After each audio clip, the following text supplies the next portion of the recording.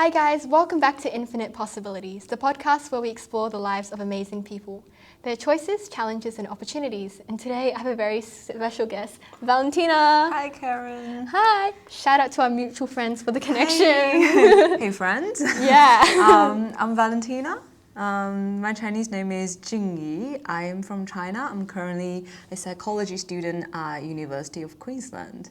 Yeah, that's cool. Yeah, and so wanted to go from the beginning so we can kind of see Valentina's life essentially. Yeah, of course. Bring it on. So, Valentina, when you were in primary school, what kind of child were you like? I was usually very shy at school. I wouldn't talk much, like in class, would never raise up my hand asking questions. I'm that type of kid. But I was also quite active in school activities during primary school. I remember that I was like, went for the election of, what do you call it's like class leader or something? It's like a student union. But wow. in primary school, I think it's called differently. Yeah, and that's like the very first time I stepped out of my comfort zone because I had to prepare a speech.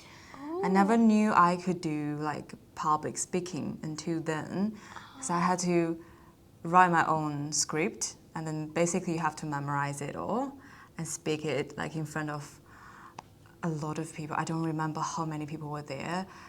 I reckon would be around 100 people. Wow. Yeah, so I put a lot of like effort in writing my script, and actually searched a lot of like quotes from celebrities or famous writers just to make it look sophisticated. Yeah, and I tried so hard to memorize it all, so I was the only one not reading off the script that day. Oh. So that's the first time, feeling like it was quite rewarding because I got in. Oh, wow. And how old were you at that time? I think I was 10 or 11. Damn, that's a very thoroughly researched speech. Yeah, but I'm also quite keen to know, was that like something of your own accord, or were you almost pushed I can imagine Asian family, go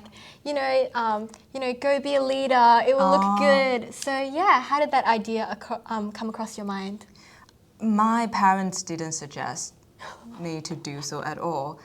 As a matter of fact, my head teacher didn't even recommend it, because you know how teachers and parents just want you to focus on study. Oh, that's true. Yeah, so that's a pretty extracurricular thing, and I just thought, I'm not the top student, in terms of academic performance, and I just wanted something else to do to just make myself feel happier.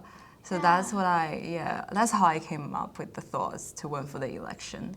Yeah, that's so cool. It's almost like diversification of identity, right?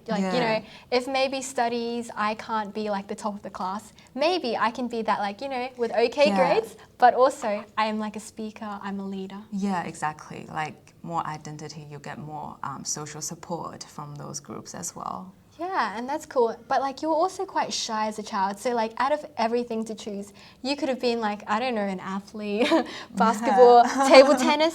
But why speaking? Why leadership? Do you know? I know you were really young, so I don't know if there was that much thought process. Yeah, well, I was never interested in doing sports. I was just not very active in terms of, exercising or so. I guess since I was young, I always wanted to be involved in social groups and getting to know more people, just to connect with people. I always consider myself as a people person. Yeah. So that's how I just came up with the idea. I want to be in that group. I want to be being seen by other people, and also to be able to connect with students like me at the time. And I think the most important thing is that we get to do things together.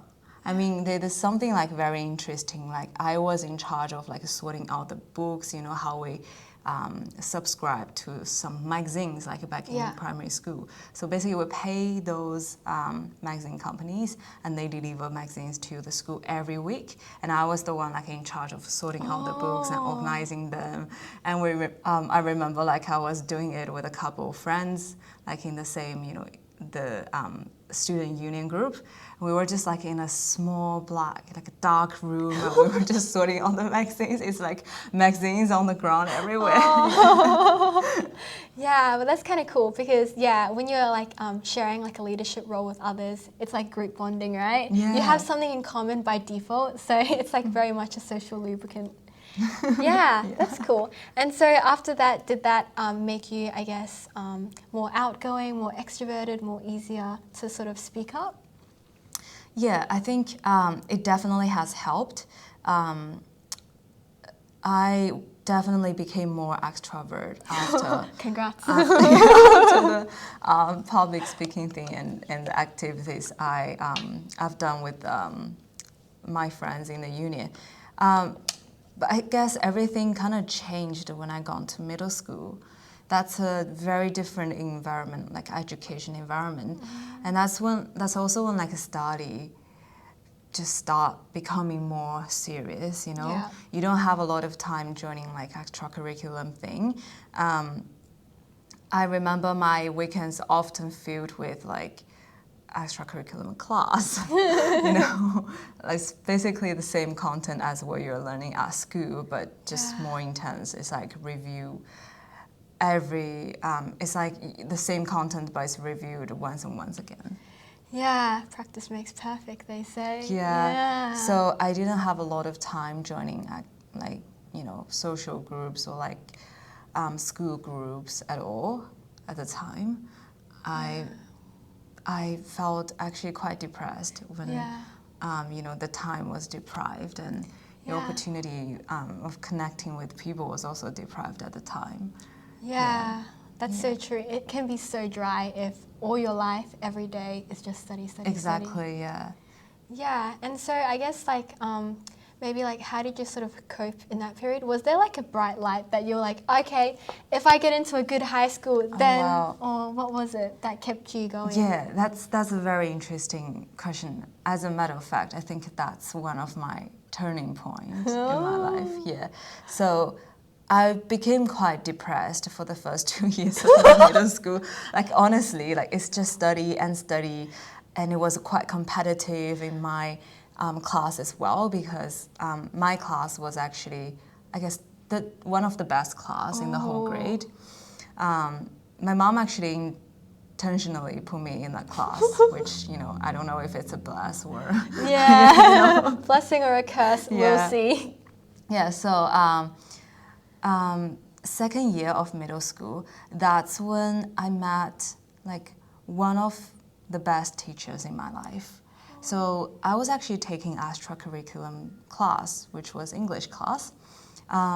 But that teacher she's just very different. She doesn't teach you in a traditional Chinese way, but she actually brought materials from overseas and don't know if that's legal, but anyway, she brought the material and she shared the material with me. So I actually got to know the actual, you know, English content that, you know, overseas students were learning at the time. And I just found it quite interesting because we're really getting to know overseas lives, overseas cultures and everything. I just became quite, I guess, obsessed with different cultures and Western culture as well at the time. So I guess like her English class was one of the things that kept me going. Until I had this thought, like I want to do something similar. Like I want to do something relevant to English language. So my first, I guess, career dream was to become an interpreter. Yeah. But after, I guess, half a year, I realized that, you know, interpreter, or English in general is a tool. So it is used like for a lot of like different purpose. I feel like I just could do something more, like more than that, more than just being a tutor. Yeah. No offense to all interpreters or translators in the world, but my idea was just I could learn English while along doing something else. Yeah, that's very interesting. Rather than being the bridge, you can be the person on the other side of the bridge, essentially. Yeah, that's basically my thinking at the time. After a while, I just had this idea, what about going overseas to study? Yeah. I actually had that idea like myself when I was 14 years old. Yeah. Yeah, so Wow. that's exactly like second year of middle school. Yeah. So I started like talking this to my mom. My mom thought I was insane because she never imagined me being like independent and going to a whole different country, very strange environment as well. But I was very, I guess, determined with this idea that I want to go overseas to study. I want to use my English. I want to explore something more out of my life. Yeah. So second year of my middle school was very difficult, to be honest. I was very depressed as well. Yeah. But it's that, this hope that kept me going. Like, if I do well, I could go to good high school, then I could go overseas to study. Yeah. That's my thought. But something very unexpected happened later on. I found out, like once I was just like playing on my phone, like searching stuff, which is not a lot by my mom, but I did it secretly. So I just found out like there is an international program in the capital city of my province. Yeah. So I kept reading all the information about the high school program until like I feel like I know it enough. I was ready to bring this up to my mom. So I talked to my mom again about going overseas. This time I was really serious. So I was like, Mom, I know this program, like it looks very credible. Like I want to be part of them and I want to go overseas straight away after finishing high school.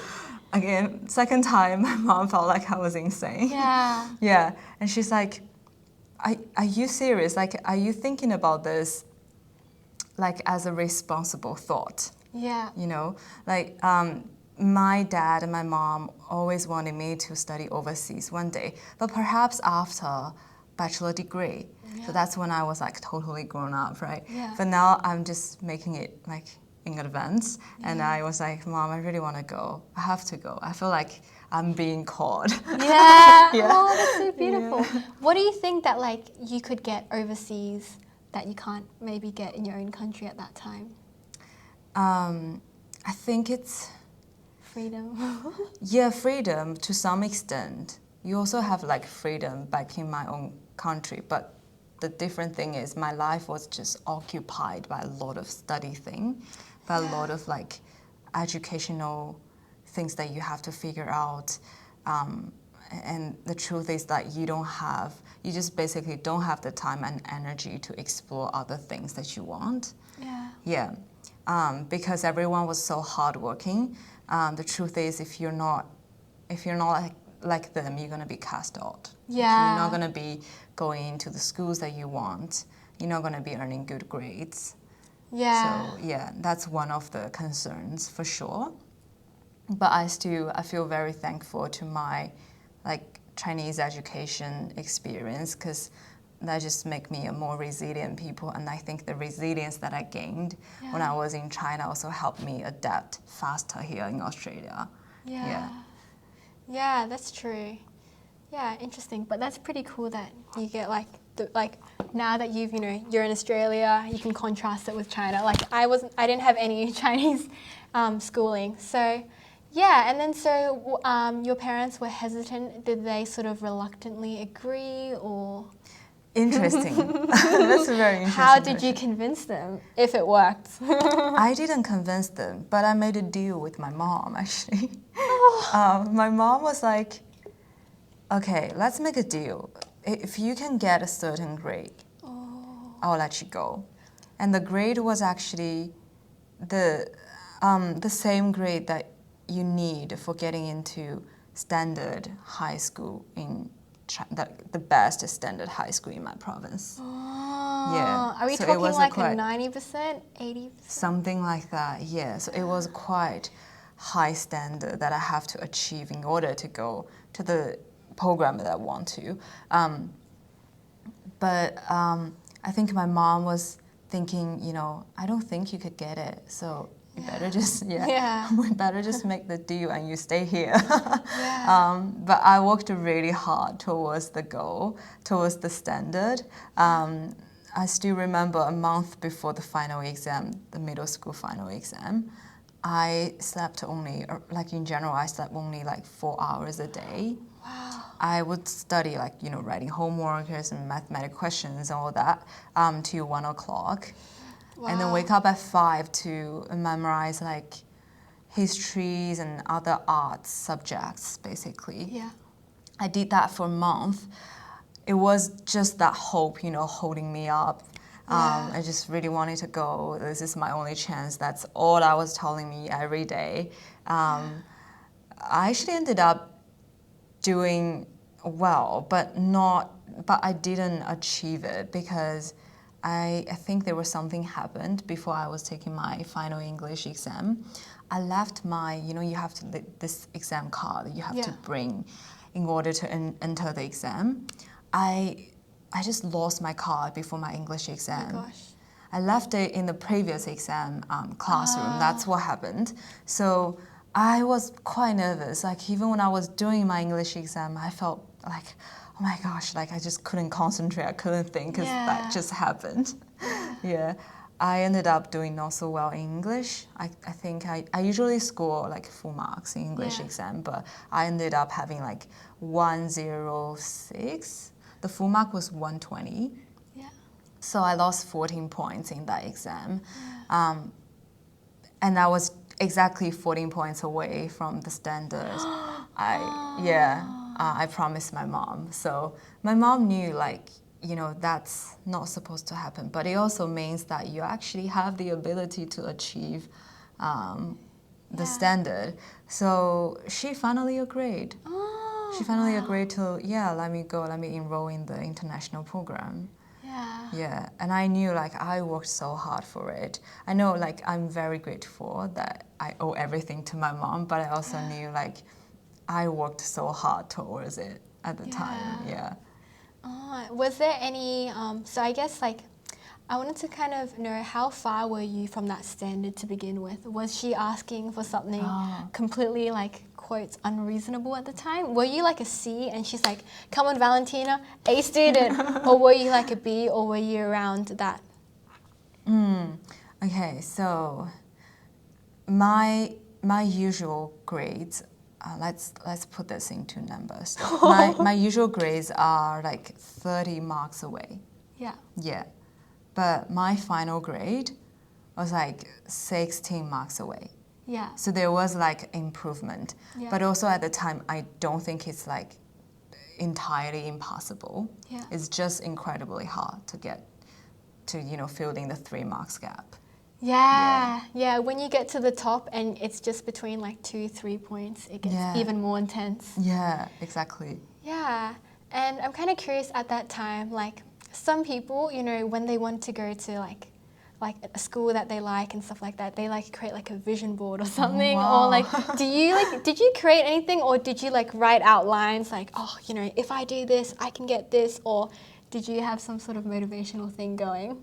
I think not in a written form, but I post things on social media. That's like one of the habits I had when I was young, when internet existed. After I got into that high school program, I just sometimes post like, oh, my dream school is blah, blah, blah. And, you know, what I wanted to learn next year, blah, blah, blah. I just post that kind of stuff. For everyone to see. Wow, you're brave. I just don't, I don't really have this. I think I was very afraid of failing the promise that I made to myself, and also being seen by others, you know, oh, you failed. But I still kind of, just my instinct, you know, telling me, it's okay. It's okay to let people know what you want. Yeah. Yeah. And I just had the instinct that I would actually gain more opportunity by doing this. Yeah. That's interesting. It's like very much a double-edged sword. Like Yeah. the more people you tell, the more expectation, the more pressure, which also works, right? Like Yeah. now I can't let XYZ down.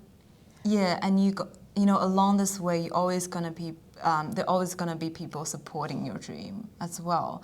But if you don't tell them, you never know like who those people are. Yeah. Did you ever get someone? Because especially like in China, it's extremely competitive, and when someone sees that, oh, you want to go to a good school, was there like haters per se? Like I don't think they would outrun like in your face. No. Or like think, oh my gosh, she's bragging, or is there any kind of backlash?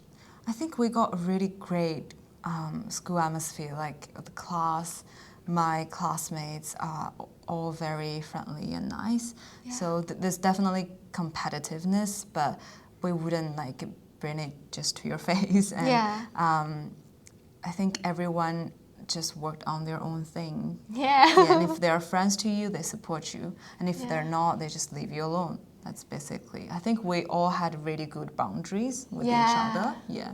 Oh, that's cool. And then finally, you know, you got into that international school that you wanted to go to. Yeah. So can you tell me more about like that experience and like how it was different maybe from like other schools? Oh, the standard. Oh, yeah, okay.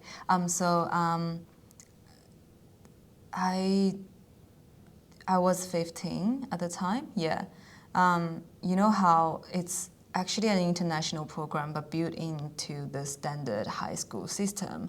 So we basically have to go through the same schedule with all other standard high schoolers, and we also have to go through military training, you know, Yes. before school officially starts.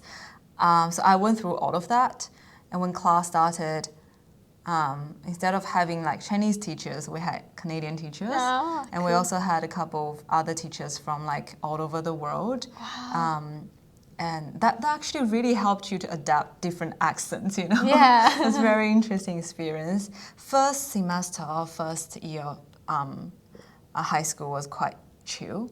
Oh. It was really, I guess, just to change the mindset of, you know, you're not doing this for getting into Chinese universities anymore, but you actually need more skills, all-round skills, to be able to adapt like a Western environment. Yeah. Yeah, so I guess the first semester was mostly for that purpose, and I had a lot of fun, to be honest. I had a lot of fun with my classmates celebrating, you know, the Western festivals like Halloween, Christmas, and we get Christmas breaks like in the year, whereas like other standard high schoolers don't have. Yeah, so that's that's very interesting. When you move to second semester, that's when you know you're not more familiar with the class environment, with your teachers as well. That's when everyone started like taking this, you know, overseas education more seriously.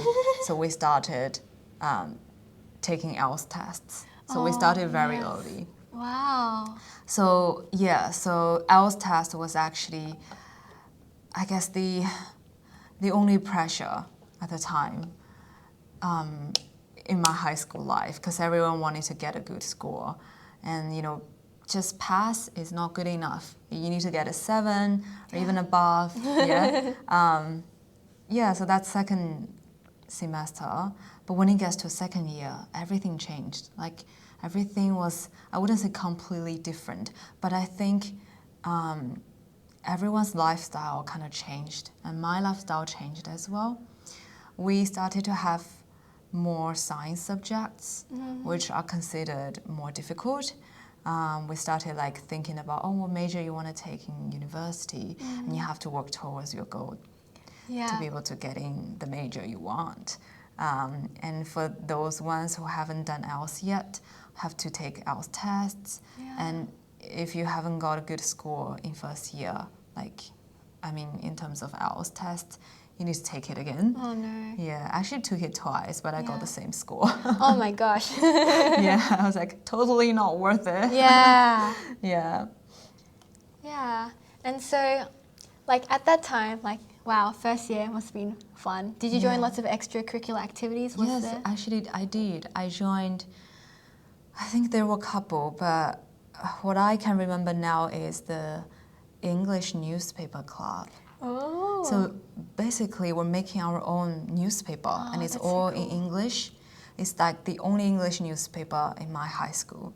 Yeah. Yeah, and that's when I start to know I was actually into, designing, editing, that kind of thing.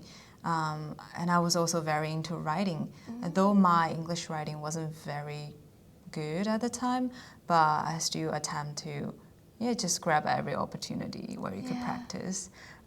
So I did a lot of writing. I did a lot of laying out the design, everything. Yeah. I also learned from one of the senior students to actually design the cover page of the newspaper. And I learned how to use the software. There was I had an all-nighter once just to figure that out. I was so, I guess, I was devoting myself to that. Yeah. That night. Yeah, I was very hardworking in terms of I need to get this. I need to get a good design. I want this to look good. Yeah. Yeah. Oh, that's cool. Yeah. And do you think that everyone has before you went to international school, you have this expectation of what it would be? Was it did it meet the expectation, and was it different to what you hoped it would be? My expectation for... Yeah, because you were so excited. You're like, oh my gosh, finally convinced my mom to go to international school. And then when you arrived, what was that feeling? My original expectation was I would learn a lot more different things. Just as I mentioned, all-around skills. Yeah. I would learn more about different cultures as well. First year, all my expectations were met, to be honest. But I think one thing I didn't notice was I didn't have expectation for second year of my high school. So I kind of I got used to this environment. I got used to my own mindset. I didn't foresee things are gonna be a bit different. Yeah. So second year, I was actually not coping that well. Yeah. And also because study gets more intense. Yeah. Yeah. First year was generally more fun. And, more expected. Yeah. The second year was a bit, okay, now I guess I have to push myself harder, make sure I get all these things done. That's also when another turning point came up when I was around the first semester of my second year high school, is that I started feeling that I already knew what I want to do. I just don't want to waste time on, doing this high school thing and learning all the subjects, including some of those which I might don't need in the future. Yeah. So that's my thought. And I also wanted to do something. I already had an idea of what I want to do. I want to do something related to biology at the time. Yeah, so I brought that to my mom. I was like, do you know anyone who could give me suggestions or advice on how to choose my major in university? And I wanted to be something related to biology or chemistry. Yeah. So that's my thinking at the time. And my mom actually brought me to one of my, my family's friend who used to work for the government, but now he's doing his own educational agency. So my mom brought me to the guy, which we call uncle in Chinese. Right? Classic. Yeah. Shoo. Yeah, shoo. So my mom brought me to the uncle, and he assigned someone from his company to give me suggestions. And that's when we decided we could do pharmacy or pharmaceutical science because that's very practical and it also involves a lot of biology and chemistry stuff. Yeah. I was like, yeah, that's it. I didn't have like many theories thoughts about it. I was just like, it's practical, it's good, yeah, and it's like biochemical stuff. So I made up my mind that I was gonna do pharmacy, but I also wanted to be faster. Like I was just so hurry in terms of getting there, you know. Yeah. So I asked my mom and also the teacher, the uncle assigned me to. I was like, can I go abroad like a bit earlier, if that's possible? And the teacher suggested me, if you want to do that, you better go to Australia then, because I think with the 8 best universities in Australia, all international students have to do foundational year. Yeah. Yeah, so that's our plan at the time, but it also means I have to take off grade 12, which is a big decision because we didn't plan that ahead. So I was like talking to my mom, I was like, Mom, what are you thinking about this? My mom was like, I would actually prefer you stay here till you finish 3 years of high school. Yeah. And then we'll see how it goes. You could choose to go to Canada or Australia, wherever you want to. But then later, I've also heard if you want to go to Australia, you better save your last year of high school for foundational year, because that's a pretty much same content and same level of study. If you do it after grade 12, it just means you have to waste 1 more year to do it all over again. So I don't know where I heard that, but I just believed in this information, in this piece of information. So I started talking to my mom again. I was like, Mom, let's take off grade 12. I want to go a year in advance. And my mom was like, this time it's totally your decision. You got to be responsible for your own decision. If you are really ready and serious about this, I'm supportive then. Oh. Yeah, my mom was like, I'm going to support you for this. I was quite grateful. So I was like, wow. I was like, is this really coming? Like, I was almost 17 at the time. So I was like, really? Is this coming? I'm going to go overseas at the age of 17? Yeah. Yeah. Because I never thought about that. Although I know a lot of, after I came to Australia, I know a lot of my friends, they came here when they were like 9 or 10. Oh, yeah. But a lot of them are with their parents too. Me, I was just like 17 going abroad alone. Yeah, that sounds quite an adventure. Yeah. And for it to be like a product of your own decision making. Yes. Because when you're 9 or 10, like you just go where your parents go. It's not really anything like, wow, this is a big step. It's like just following mama to a new country. Yeah. Yeah. And then so you got your way. Did you have like that moment where you like instant regret, fear takes hold of you? You're like, oh, what have I done? Actually, no. I think when I was younger, I was just braver as well. Yeah. I was definitely braver than I am now. I would say I'm more conservative nowadays with making decisions, but that also means like probably I'm grown up now and I take things more, I consider things like with more aspects. Yeah. But when I was young, I don't have like that many concerns. I was just like, I make the decision and I go. I don't want to think too much about regretting, fear. I know things will work out. I always have that feeling like things are going to work out for me in the future, as long as I take the first step. Yeah. It's going to be fine. Oh, that's really good. Everything is going to be okay. Yeah. Yeah, so tell me about the day like before you flew to Australia. What was that like with your family? It was the whole atmosphere was quite intense. I actually had a fight with my mom. Oh no, bad a couple timing. days before, yeah, because I think my mom felt really sad I was going and was never, I guess I was always a rebel, you know what I mean? Like, I was rebelling her decisions and everything for me. So we had a fight and my mom felt really sad. I felt sad, like going, leaving home as well. Yeah. But there was another thing happened, is that there's a strike with the immigration office those days. Yeah, and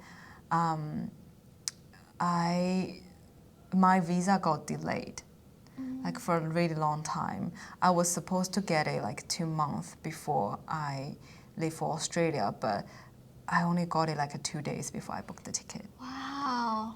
Yeah, so that means there's such a short-term period for me to, prepare everything, prepare the materials, documents, and also pack up. Yeah. Yeah. So that was very intense. A lot of things to do, and there was just no time for me and my mom to sort of digest our emotions. Yeah. And yeah. Oh, that's interesting. Yeah, and then what about, did you have because I guess you would have been so frantic at that time, you don't have time to think about how you feel and stuff. So, but when you got onto the airplane, did you have oh my gosh, crying and whatnot, or was it intense on the airplane? On airplane, it's my first time ever. That's really the first time in my life that I've taken a flight for over 5 hours. Yeah. So I felt quite sick. I had a really bad stomach ache. I was bloating. Yeah. You always have bloating. Yeah, flights, I get it. Yeah. So I felt really sick. I didn't have much time thinking about, I'm not home anymore. Yeah. I'm gonna be, kicking this off alone. Yeah. But when the plane actually landed I was going to Melbourne at the time, right? So when the plane actually landed in Melbourne International Airport, I started crying. Yeah. Officially I'm in a different line, continent. Yeah. Yeah. Yeah. Oh, damn. And then, what was the trip afterwards? When you, so did you go straight into pharmacy when you started studying? I did foundational year first. Yeah. So I did it for the one that I took was actually 3 semesters because I was quite young at the time. I was also waiting for pharmacy major to start. It starts once a year, so you can't have to wait. Oh no. Because the opposite season thing. Yeah. Yeah. And I finished my foundational year first. I remember chemistry was the most difficult subject. Yeah, back in foundational year. Other subjects were fine. English was still my best subject. Good stuff. Yeah. And I got into pharmacy. I thought that's when, kind of your dream starting to come true. That actually got into the major that I want. I worked so hard towards it. Yeah. But everything just turned out completely different than what I thought. Pharmacy wasn't a major that I thought what it would be. I had a really difficult time adapting their study schedule, and the material, the content material and everything. There was a lot of physio stuff, you have to learn about human body, and there's a lot of advanced chemistry knowledge as well.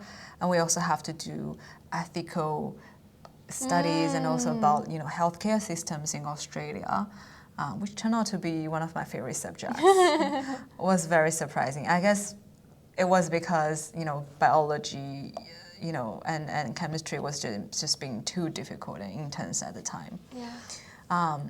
And later, after a month, I started pharmacy. I've heard that the school has changed the content a little bit. They basically crushed a whole year's content material into 1 semester. Oh, no. That's why it became so intense. I never slept before 3 o'clock first month. Wow. I was just trying so hard to adapt.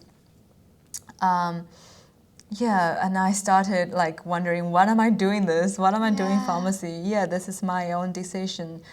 I almost had the feeling that I had no way back. Yeah. That's my feeling at the time. And I was depressed again. Yeah. Because everything was so intensive. And that's the first time I started, I guess, wondering why we're having these emotional breakdown. Yeah. Why can't things work out better? Why are the systems like that? Yeah. Why can't it be, improved to make people more comfortable? And that's how, this idea of doing psychology kicked in. Hey. I was like, yeah, I want to know more about psychology, but it was also because I had a friend in pharmacy at the time who was doing one psychology subject in her foundational year. So she shared a lot of psychology stuff with me, and she also told me how much she liked psychology.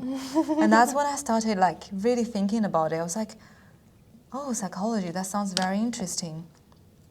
Because actually by the time I got into the pharmacy program, I thought about doing something pharmaceutical, but also related to psychology.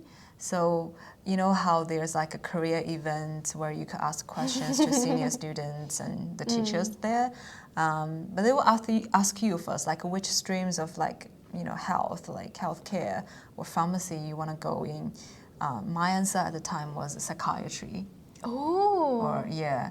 That's my naive thinking. Yeah. Like I just want to do something related to psychology as well. But after things getting more difficult, I started thinking serious about like changing major. Because I was just not interested in pharmacy at all. Yeah, and anymore. Why is that?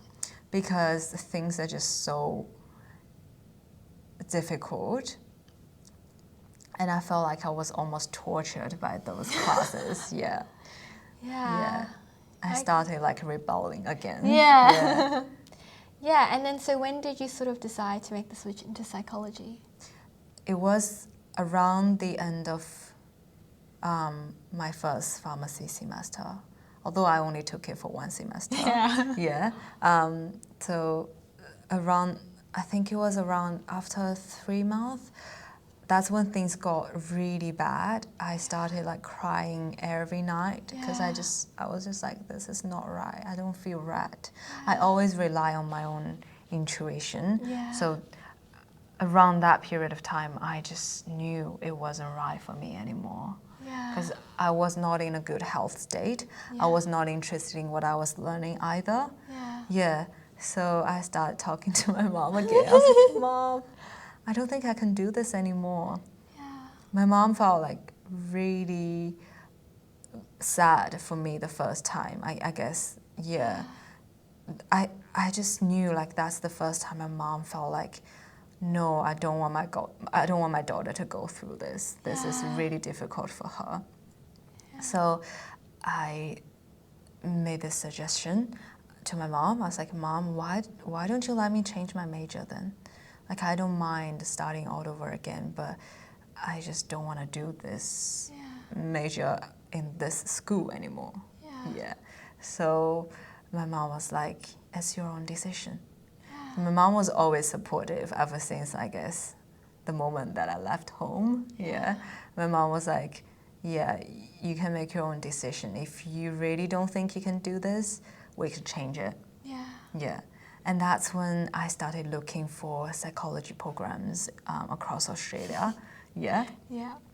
I compared a couple programs, I guess. So like Sydney University, Melbourne U, of course, Queensland University as well. I preferred Melbourne University and Queensland University, but I was just constantly comparing two. I know like the benefits of going to Mel-U is that I was still gonna be living in Melbourne. I don't have to move, right?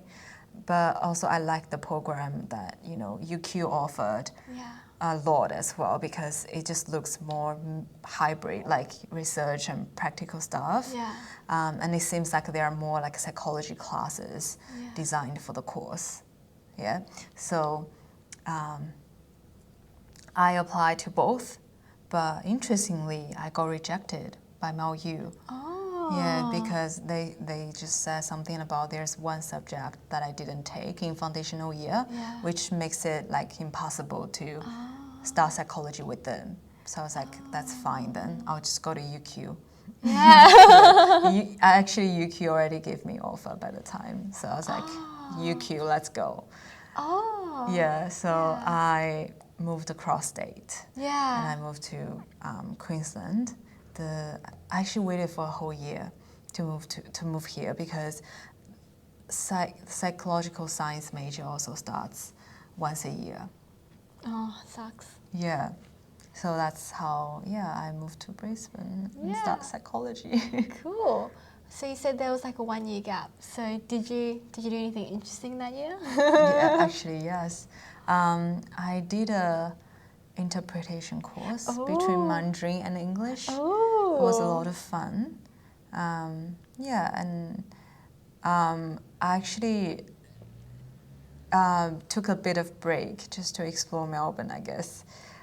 That year was quite chill, and also it was just really for my brain to recover from the pharmacy trauma. Yeah.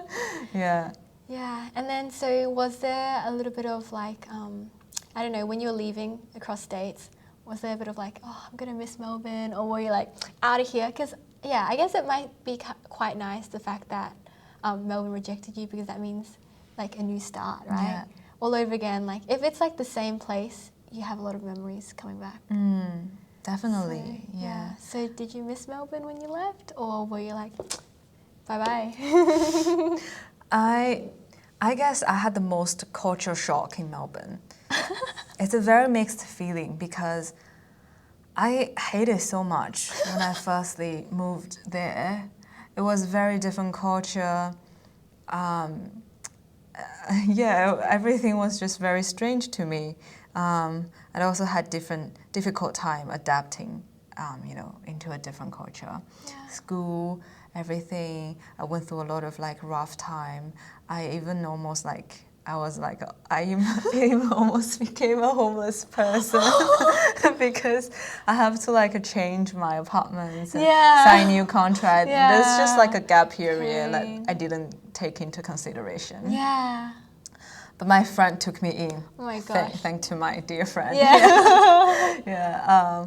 So by the time that I was gonna leave Melbourne, I was like, such a relief, such a relief that I'm leaving this place. I had a lot of pain with, but I was like, I'm gonna miss my friends here. Yeah, but I knew I was always gonna, I could come back and visit them. We're always gonna see each other again.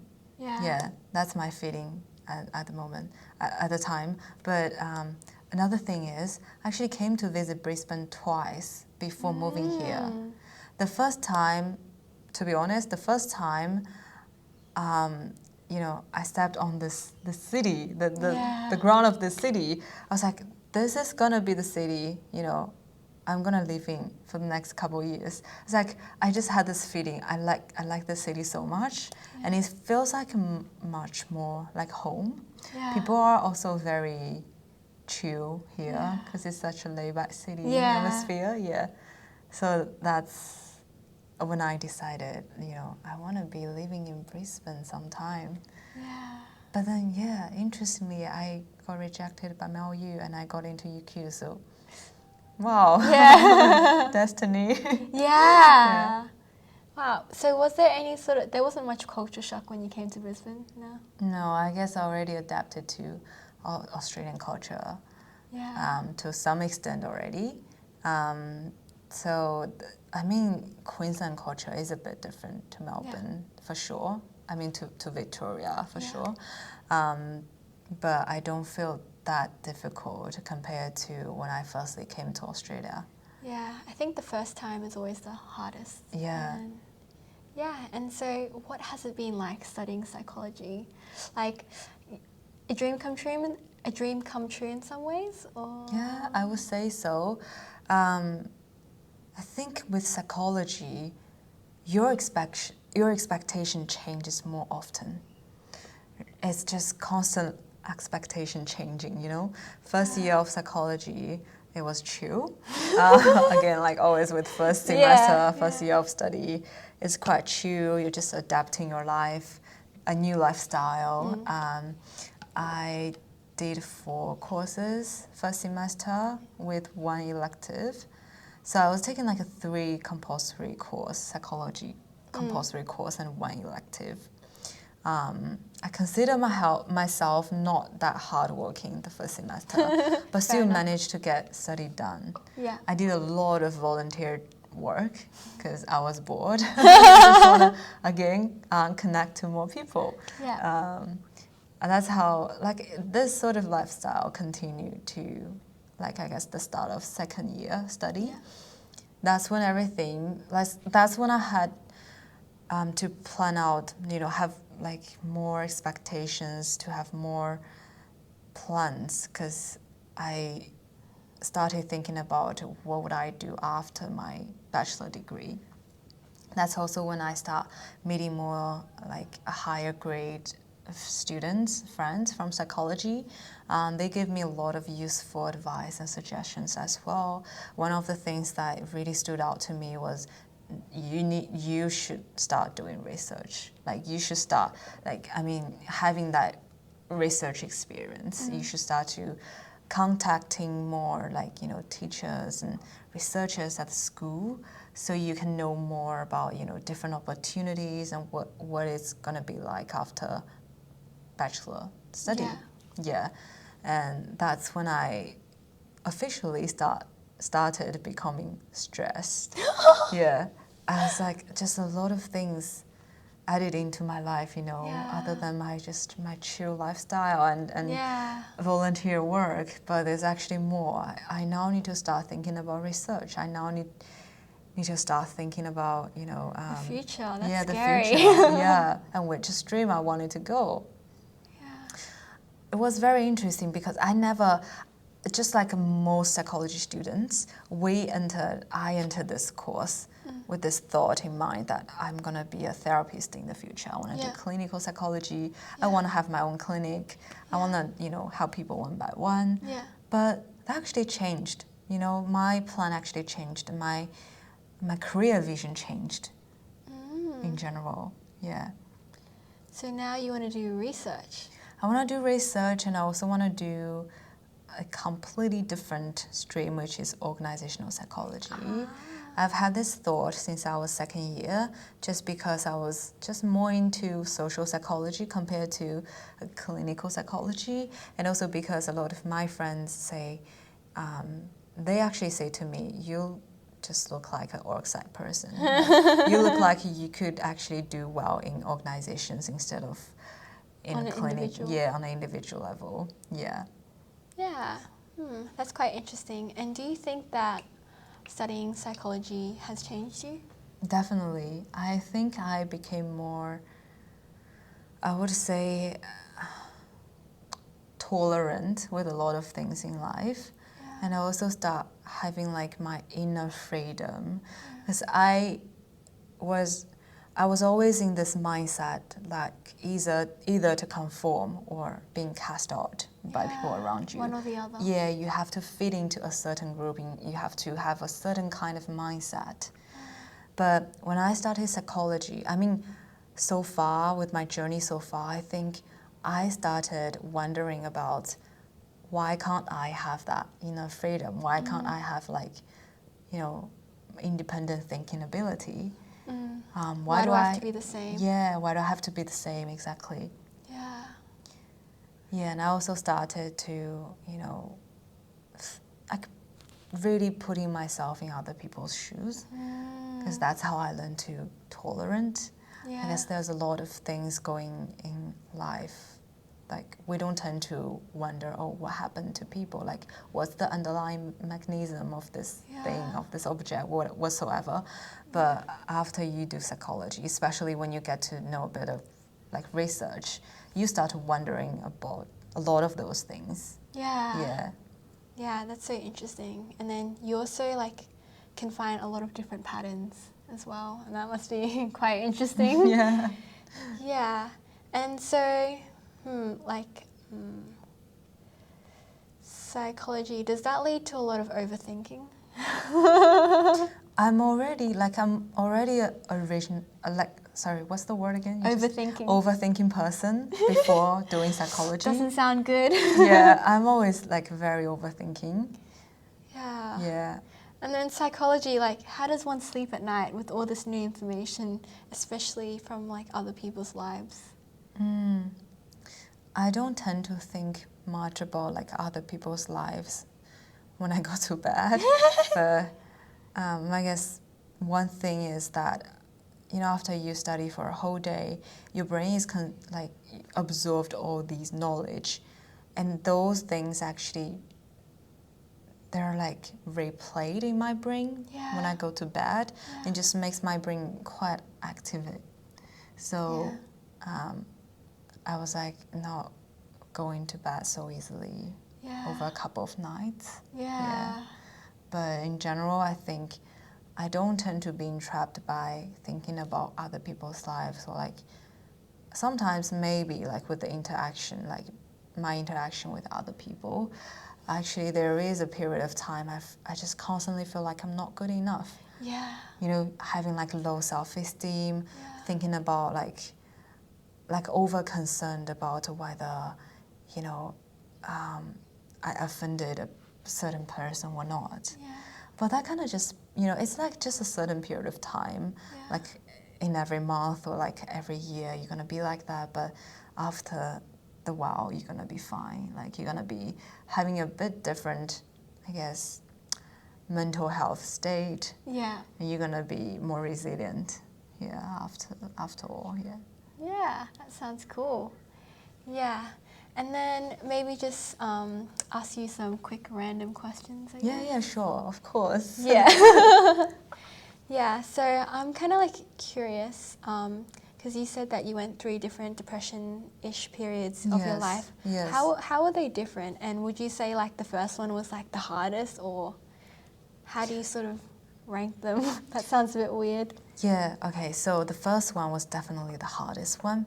That's because I was so young at the time. I didn't even know there's such thing as psychology. Didn't even know I could seek help from others. All I had was just, you know, my hope, my dream holding me up. So that's definitely the most difficult period of depression. I wouldn't say depression because I was not diagnosed or anyhow. But the second time is kind of like I gained some resilience, but also quite desperate because I don't see another way out. But when there is like another option offered to me, like psychology was the option, right? I started becoming well again. Like started becoming, okay, my well-being just came back. That's crazy. How mental health affects physical health. Very, very strong, interconnected.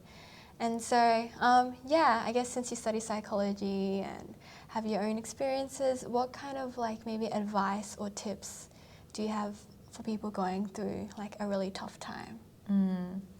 I would say first tip is really to get into more social groups, to get support from people around you. That's very important because, you know, for those a couple of like depressive period that I had was actually because I had no social group supporting me at the time. Like I was going through something completely different that other people were doing. So it's really important to find someone that, you know, who at least share the feelings with you and actually listens as a friend, or I think even talk to your parents. I mean, if they're supportive, is very important. And the second tip I would definitely give is my first time becoming quite depressed was, it actually has something to do with the weather as well. My hometown winter is quite gloomy, it's long. I had this seasonal affective disorder thing going on because I was just not getting enough sunlight. I agree with you. I don't see the sun, I can't smile. Same. So I would say just getting, you know, going outdoors more often, make sure you get that sunlight. It helps. It definitely helps, That's true. Yeah. And then you also mentioned imposter syndrome. So what about like, how do you cope with it and how do you sort of like get over it? Maybe I mean, like, it's like a never-ending thing, like... Yeah, exactly. Just talk to people. Just simple as that. Because whenever I had those low self-esteem issues, I know I'm not seeing things objectively. So I talk to my friends, or sometimes even someone who's not very familiar. Yeah. I would just open up and tell them my concerns. Also, sometimes I go to see like school counselors. Yeah. Yeah. So they will help you get a more objective like vision of yourself. Yeah. Yeah. That's true. Yeah. Yeah, and almost like take you out of your Yeah, mind your own because your mindset. thoughts Yeah. are crazy. Yeah. Yeah, just curious. Do you think it's easier to tell strangers or your closest friends your, like, I guess, deep secrets? Oh, that's so interesting. I've actually never thought about it. I guess it depends on what secret Yeah. is it, right? Mm. Because some of the secrets you don't want your close friends to know. I know, You right? definitely don't want them to know. Yeah. So, yeah, you wouldn't prefer telling your close friends. Yeah, and you wouldn't want them to have, like, one day, if your friendship didn't go so well, they Oh, have no. that, like, hey, Valentina, Oh, I know about. That's the worst. Yeah, that's true. But I guess if you tell strangers, like, one, it's, like, pretty safe. But, like, I mean, it's a small world. You might bump into them again. Hopefully that they don't remember you. Yeah. But I guess they don't have enough context of you. You would have to sort of, like, caveat everything. Be like, oh, you know, Yeah. generally I'm not that kind of person. And it was just Oh, that one yeah, particular yeah, yeah. time. So it seems like, Totally. wow, yeah, you can't Yeah. win. So, well, in that case, then I would say going to a therapist or like counselors. Wait, would be- that's the solution. Yeah, it's not a promotion, it's a solution. Yeah. Also, free counselling service at UQ, by the way. Yes. Yeah, it's interesting. Yeah. Also, just chucking a deep question. Yeah. To you, I guess, you know, what is the meaning of life? What is the meaning of life? Okay, I consider that everyone came to this world with a unique mission. Now, it sounds, you know... Cheesy. Yeah, but that's what I believe in. Oh, the ultimate question. Yeah. So I guess maybe during the first couple decades in our life, we just have to figure out, oh, what is the mission? What is that something I want to do? I think for the first, when we were young, we're always thinking about ourselves. We always want to be, you know, getting benefits for ourselves in order to, I don't know, grow faster or get into a more advanced level. That is fine. That is totally normal. But I guess when we get older, we start considering what we could actually bring to the society. So that's what I consider the meaning of life, is that we are firstly self-centered, and then later we became more... Society-centered. yeah, or we could say altruistic. Yeah. Oh, yes, that's a good word. Yeah, that's a pretty good response. And then, so I guess, like, what do you think the perfect day in the life for you is like? The perfect day. If I'm working, then the perfect working day would be just to, you know, get things done as fast as I can, and also having that bit of time, you know, networking and just talking to people you're working with. Yeah. And having a good, you know, end of the day, you know, report what you've done to your supervisor, whatever. Yeah. Go home, do gym, nice. Cook for yourself. Nice. That's a pretty, it would be the best day, yeah. And it's quite peaceful as well. But if I'm like on a break or holiday, any day would be the best day. What? Yeah. But you'd have to fill it with activities to make it the best day. So what are those activities? Going to the beach. Oh. Getting tan. Wow. Yeah. And also getting drunk. Getting drunk, yeah. I mean, yeah. After evening, you know, start like being party animals. But I'm not really gathering like with a bunch of people. Just, you know, going with a friend, you know, having a couple of drinks and getting a bit of drunk and then go home. Yeah. Happy vibes. Yeah. Yeah, and so we're pretty much at the end of the podcast. So I want to ask you what your podcast experience was like. This is so fun. This is so interesting. I think, you know, for anyone who had the honor to be invited by Karen, cherish this opportunity because she's gonna get a lot of you, a lot of information. Yeah. And were you really nervous? And how did you cope with nerves? Or did you forget? Oh, I was a bit nervous. I'm still a bit nervous because I know like we're filming this, right? Gotta be conscious with what I say. But I think because we're also friends, so I'm like, just like chatting with friends, Yeah, sounds good. So we'll wrap up and we'll say bye. Bye.